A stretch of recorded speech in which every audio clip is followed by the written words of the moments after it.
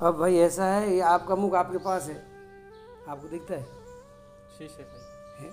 देखने के लिए शीशा सही। शीशा सही है, तो शीशा मैं ला के दे दूँ, आंखें बंद कर लो, दिख जाएगा। शीशा भी दे दूंगा, आँख भी खुली रहोगी, लेकिन एकदम अंधेरे में खड़ा करेंगे, प्रकाश दिख जाएगा? नहीं दिखेगा।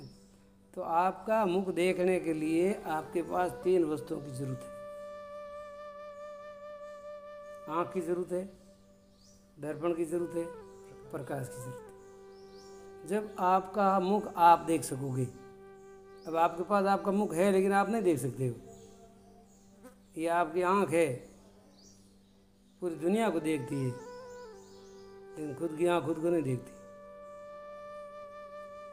देखती क्या?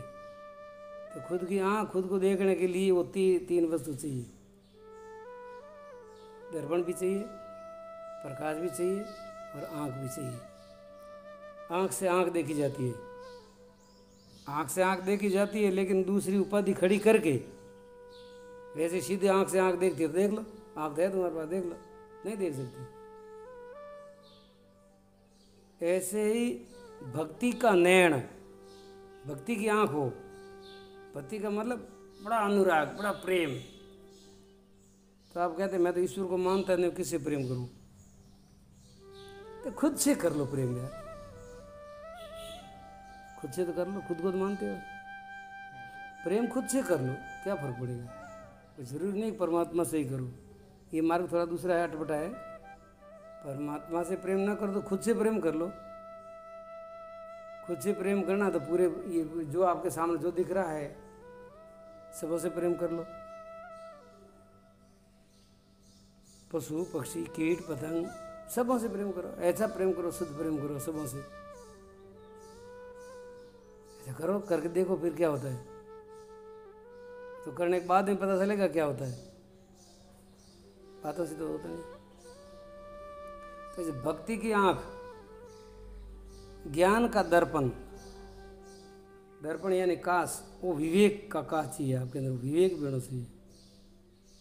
भक्ति का नयन, ज्ञान का दर्पण, और जैसे सूर्य प्रकाश करता है ऐसे वैराग्य भी प्रकाश, वैराग्य भी हो, वैराग्य भी हो, भक्ति भी हो और ज्ञान भी हो।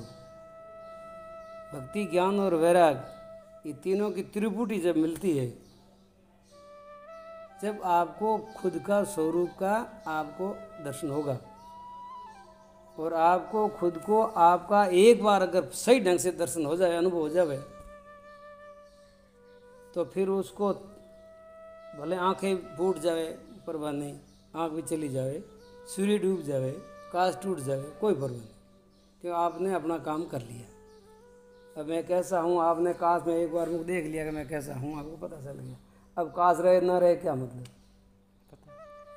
तो ये अब आपको ये 3 साधनों को धारण करना है।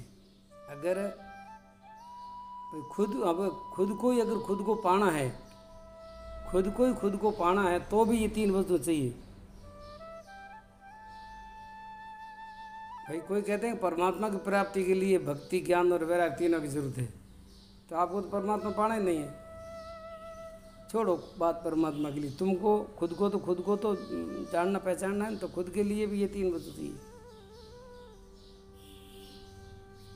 परमात्मा तो ऐसा कहता है, तुमने खुद को जान लिया तो समझो मुझको जान लिया है। अगर मान लो मुझको जान लिया तो तुमने खुद को जान लिया, और दोनों के लिए साधन वही काम करेगा, भक्ति, ज्ञान और वैराग्य। आँख, दर्पण और प्रकाश, तीनों के समन्वय से ही तो खुद को पहचाना जाता है, और तीनों के संयोग और समन्वय से ही परमात्मा को ही जाना जाता है। दूसरा कोई दुनिया में न तो उपाय है, न कोई साधन है, न कोई युक्ति है। अब इनको हम कब करें वो अपने ऊपर है, जितना हो सके इतना जल्दी करो तो अच्छा है। उसके लिए अपने को पूर्ण तैयारी चाहिए, पूर्ण तैयारी से पूर्णता की प्राप्ति होती है। आधी अधूरी तैयारी से आधा अधूरा काम होगा। तो आधा अधूरा काम तो नहीं करने जैसा है, उसे तो ना करो। अच्छा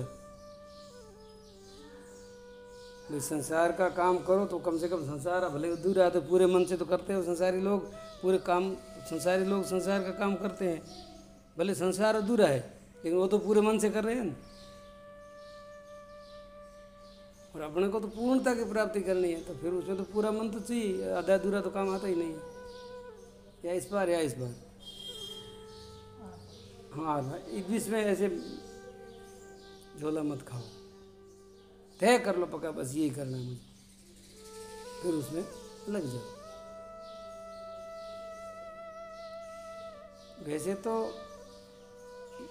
ये संकल्प में अगर मजबूती है तो ज़्यादा कठिन नहीं है, और अपना संकल्प ढीला है तो फिर देर लगेगी।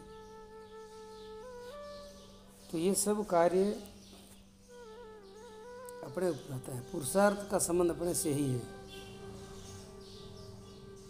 और पुरुषार्थ करने वालों ने बहुत कुछ पाया है, बहुत कुछ अनुभव किया है। तो गीता में भगवान ने कहा कि अभ्यास और वैराग्य दोनों की जरूरत रहती है। तो अभ्यास और वैराग्य के द्वारा आप जो पाना चाहो पा सकते हो, और जो छोड़ना चाहते हो वो छोड़ सकते हो। जो छोड़ना चाहोगे छूट जाएगा, जो पाना चाहते हो पा जाओगे। 3 साधना।